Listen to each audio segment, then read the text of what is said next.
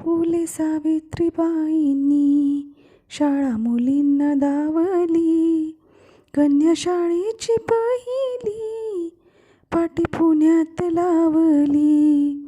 बहुसोशियले कष्ट नाही जिद्द ती सोडली. स्त्रियांच्या मुक्तीसाठी जन्मभर ती लढली. जुन्या रूढीत संस्कृती तिनं मोडीत काढली. नाही भिली त्या छळाला ती खंबीर माऊली.